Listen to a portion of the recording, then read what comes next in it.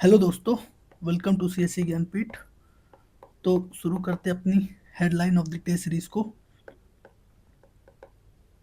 Headline of the day series जो आज 15 जुलाई है, तो इसकी आज की देखते हैं क्या क्या हेडलाइंस है, क्या क्या न्यूज़ है, क्या क्या अपडेट्स है। तो इसको देख लेते हैं। आज तो कई पॉलिटी के ज़्यादा आर्टिकल हैं, कुछ चीज़ें मैंने हाथ से भी लिख दी हैं, कुछ चीज़ें बेयर एक्ट से उठा के लिख दिया हूँ जिससे कंप्लीट काम बन जाए।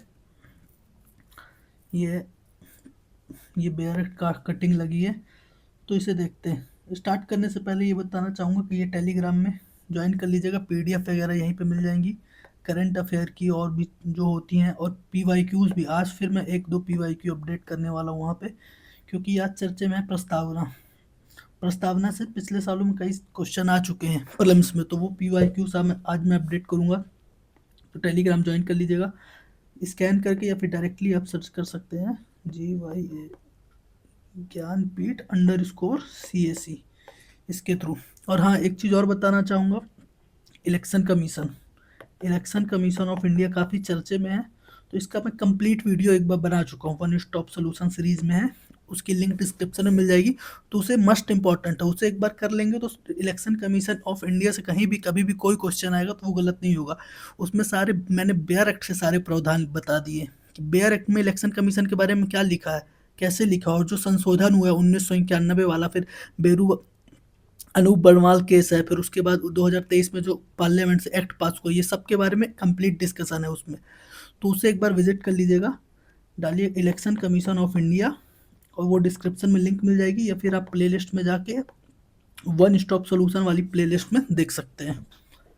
तो अब आज शुरू करते हैं अपनी हेडलाइंस ऑफ द डे। एक चीज़ और है, सेकेंड ARC वाला कंप्लीट हो चुका है, तो उसे एक बार विजिट कर लीजिएगा, जिसमें सेकेंड ARC की समरी के साथ साथ आंसर फॉर्मेटिंग भी बताई गई है कि सेकेंड ARC का कौन सा पॉइंट किस तरह लिखना है, कहाँ पे लिखना है, कितना लिखना है, और उसका मल्टीपल यूज कैसे हो सकता है, आंसर की फॉर्मेटिंग किस तरह सोचना है, वो बताया गया। तो एक बार उसको विजिट कर लीजिएगा। अब देखते हैं आज का क्या है। आज की पहली हेडलाइन क्या है। अभिव्यक्ति की स्वतंत्रता के नाम पर इंटरनेट मीडिया में कुछ भी नहीं क्या कर सकते पोस्ट। जो अभिव्यक्ति की स्वतंत्रता के नाम पे कुछ भी बोल देते हैं, इंटरनेट में कुछ भी पोस्ट कर देते हैं। जैसे अभी कुछ दिन पहले माननीय प्रधानमंत्री जी का और आरएसएस ग्रुप का एक आपत्तिजनक पोस्टर पोस्ट किया गया था बहुत लोगों द्वारा, और उसको काफ़ी वायरल किया गया था। तो ये सारी चीज़ें आपत्तिजनक है। इसके लिए आपको फ्रीडम, अभिव्यक्ति की स्वतंत्रता प्राप्त नहीं है। बस सुप्रीम कोर्ट ने भी यही कहा कि इंटरनेट मीडिया में ऐसा कुछ भी आप पब्लिश नहीं कर सकते कि जो मन आया वो कर दिए। किसी की अभिव्यक्ति की स्वतंत्रता है, लेकिन उसमें एक युक्त युक्त प्रतिबंध लगे हुए, ये बात है। तो अब देख लेते हैं संविधान में अभिव्यक्ति की स्वतंत्रता के लिए क्या लिखा है। याद रखिएगा, अभिव्यक्ति की स्वतंत्रता अधिकार 19 से, जो स्वतंत्रता का अधिकार है कहाँ शुरू होता है, 19 से 22। और देखते हैं इसमें क्या आर्टिकल 19 में अभिव्यक्ति की स्वतंत्रता, आर्टिकल अभिव्यक्त वाक वाक स्वतंत्रता आदि विषय पे कुछ अधिकारों का संरक्षण है स्वतंत्रता के अधिकार में। 19 को देख लेते हैं। अनुच्छेद 19 क्लॉज ए, सभी नागरिकों को, क्लॉज ए में लिखा है सभी नागरिकों को। अब आता है सब क्लॉज, वाक स्वतंत्रता और अभिव्यक्ति की स्वतंत्रता, ये सब क्लॉज ए है। ये है 19 clause A, sub clause A. फिर सब क्लॉज में पढ़ रहे हैं। वाक वाक स्वतंत्रता और अभिव्यक्ति की स्वतंत्रता, sub clause A. Sub clause B में शांतिपूर्ण और निरायुध सम्मेलन करने की स्वतंत्रता। क्लॉज सी है संगम सभा या सहकारी सहकारी समिति, सोसाइटी बनाने का। और ये कब जोड़ा गया था, 97 कॉन्स्टिट्यूशन अमेंडमेंट से, है ना, ये याद रखना, सहकारी सोसाइटी। उसके बाद डी क्या है, भारत के राज्य क्षेत्र में सर्वत्र आबाद रूप से संचरण करने की स्वतंत्रता, घूमने फिरने की आज़ादी।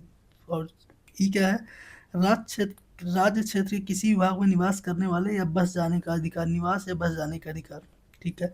एक ये चा था, इसको 44th कॉन्स्टिट्यूशन अमेंडमेंट 1978 से रिमूव करके आर्टिकल 300A में कर डाल दिया गया, संपत्ति का अधिकार, जो स्वतंत्र मतलब जो फंडामेंटल राइट से कॉन्स्टिट्यूशनल राइट बना दिया गया है।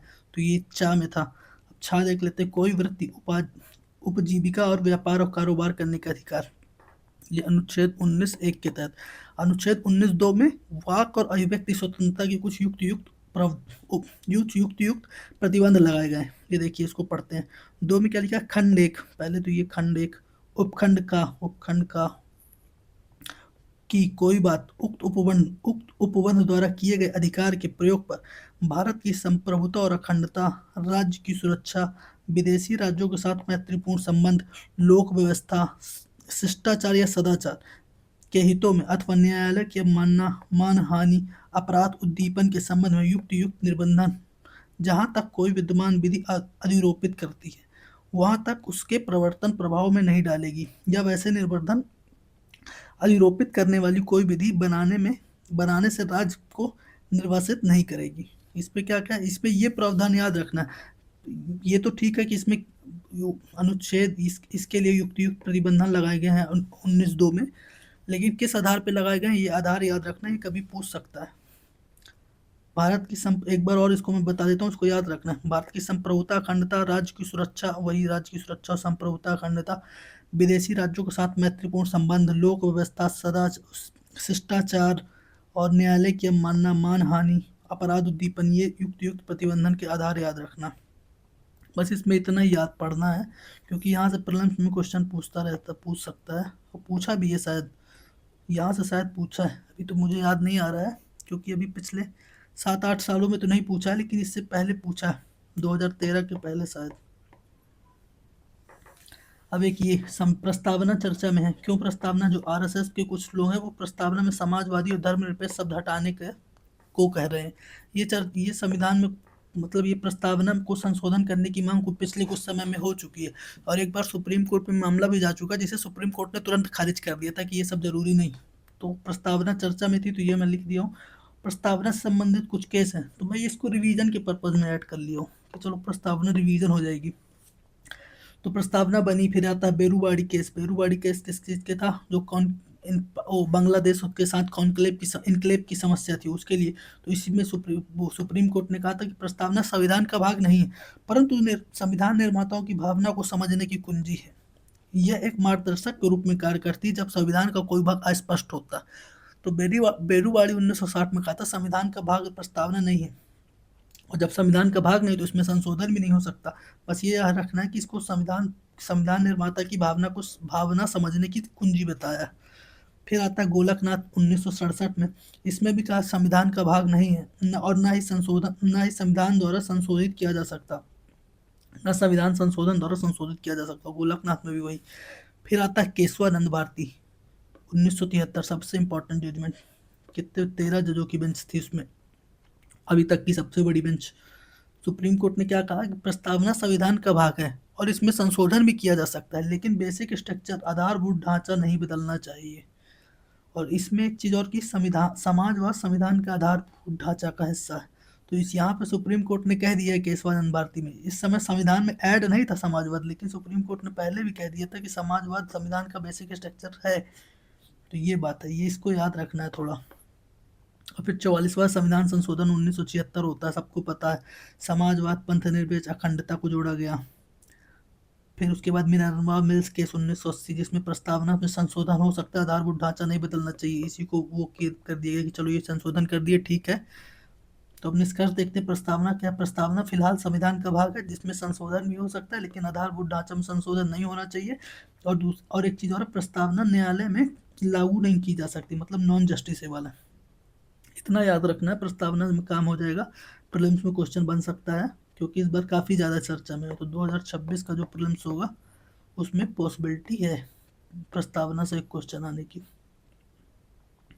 अब देखते हैं मताधिकार और नागरिकता का पेचीदा, जो अभी हमने बात की। तो कई दिनों से बात कर रहे हैं कि बिहार में जो स्पेशल इंटेंसिव रिवीजन की बात चल रही है, तो ठीक है, इन्होंने भी बोला कि बिहार में इंटेंसिव रिवीजन हो रहा है, 2003 में हुआ था और इसको करवाना चाहिए। सब तो ठीक है, ये कई दिनों से हम पढ़ते ही आ रहे हैं, लेकिन इन्होंने एक नया डायमेंशन खोला है, नागरिकता का मामला। नागरिकता क्या था कि संविधान में 2004 यहाँ पे लिखा है, जनवरी 2000 नागरिकता अधिनियम 1955 लाया गया, जिसमें नागरिकता प्राप्त करने के लिए तो कहा गया कि जन्म से माता पिता कोई एक नागरिक होना चाहिए, ये तो लिखा है। फिर उसके बाद 2004 में संशोधन किया गया। क्या संशोधन किया गया कि 2004 में संशोधन किया गया कि आप यदि कोई जन्म से या फिर उसके माता पिता में से एक कोई भारतीय नागरिक है, दूसरा कोई घुसपैठी नहीं है, उसको भारत की नागरिकता मिल जाएगी।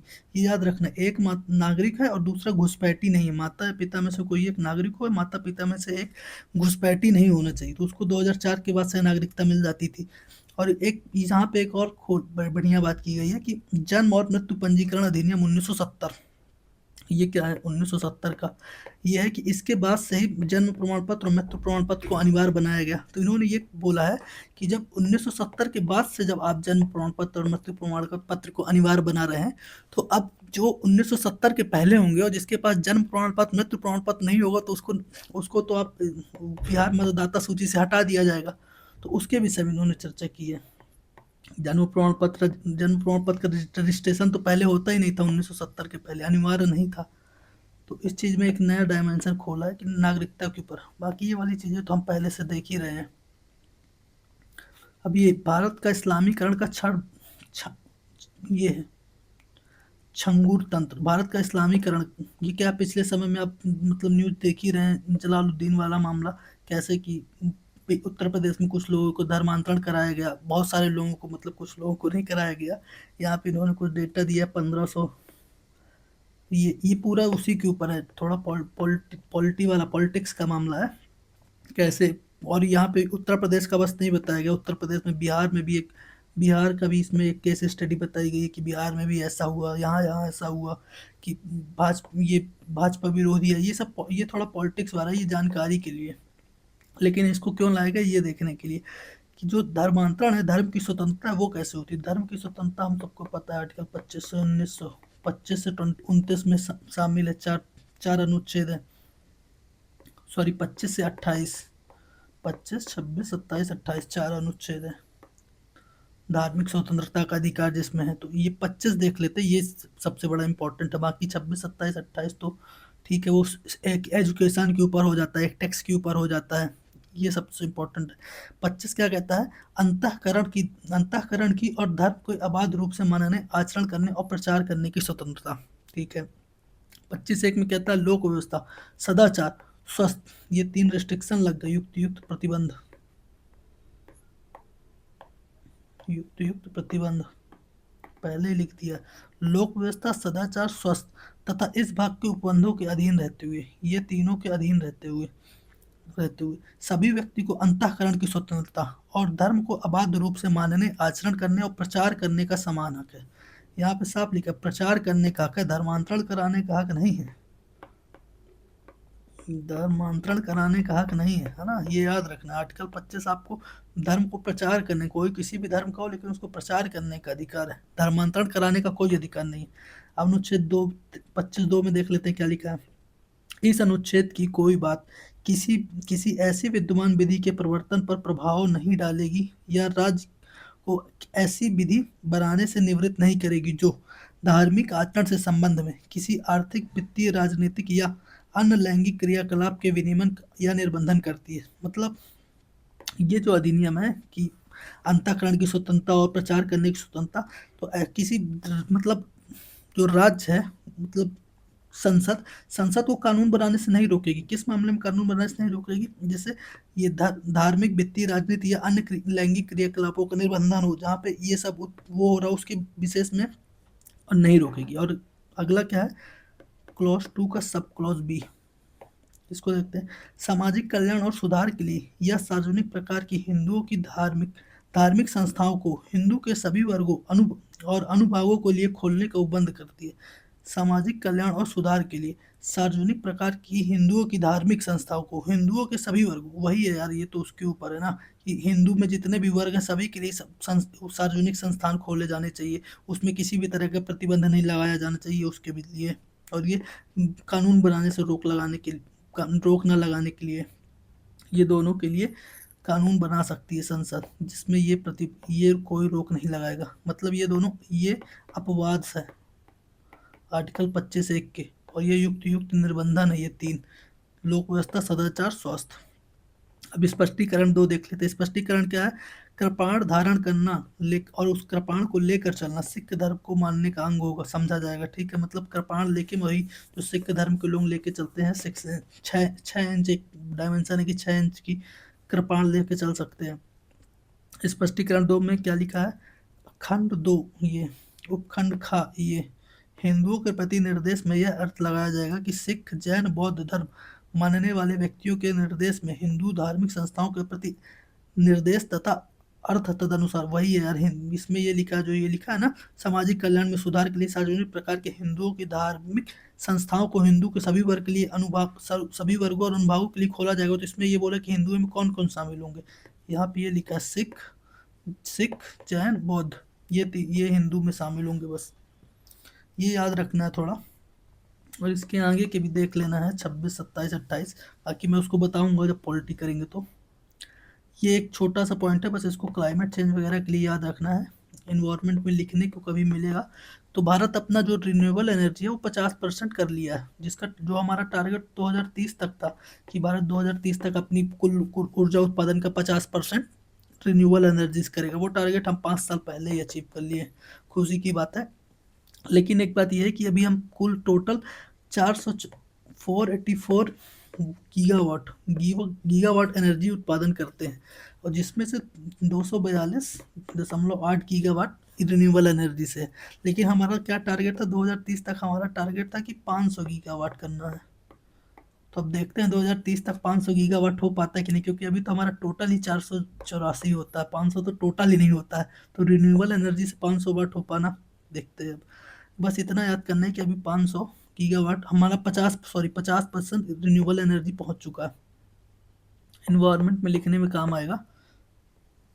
और ये एक मतलब ये तो एक अवेयरनेस के लिए है यार, कि जो स्वास्थ्य मंत्रालय ने और वो कहा है कि जो भी ये रेहड़ी वाले दुकान लगाते हैं, पिज्ज़ा, समोसा, बर्गर, ये जो फ्रेंच फ्राइज ये सब है, उन्हें अपनी चीनी और तेल की मात्रा को बताना पड़ेगा। चीनी और तेल की मात्रा को क्यों बताना पड़ेगा, क्योंकि ऐसा अनुमान है कि भारत में आने वाले समय में 2050 तक 45 करोड़ लोग मोटापे का शिकार हो जाएंगे, ओबेसिटी का शिकार हो जाएंगे। भारत में ओबेसिटी बढ़ रही है।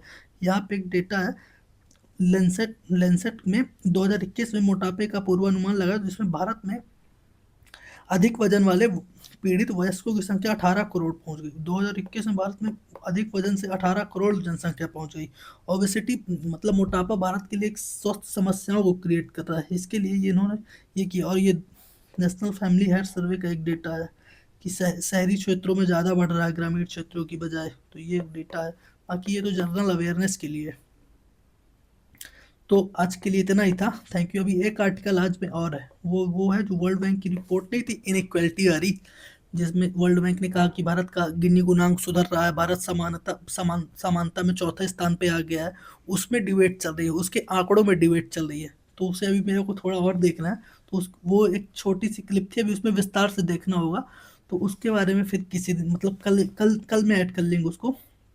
तो आज के लिए इतना ही। Thank you. टेलीग्राम ज्वाइन कर लीजिएगा। अगर चीज़ें पसंद आ रही हो तो लाइक शेयर सब्सक्राइब कर दीजिएगा। Thank you again.